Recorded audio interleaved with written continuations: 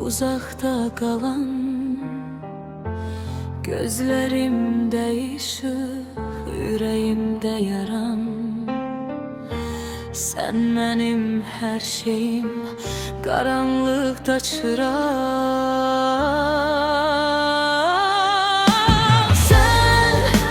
Sən mənim nəfəsimsən.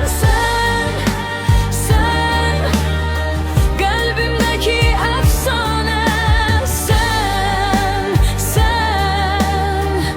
unuda bilmərəm səni. Dənizlərdə dalğa, dağlarda külək, hər anımda sənin adın mənim tək istək. Bir damla yağışsan torpağa düşər.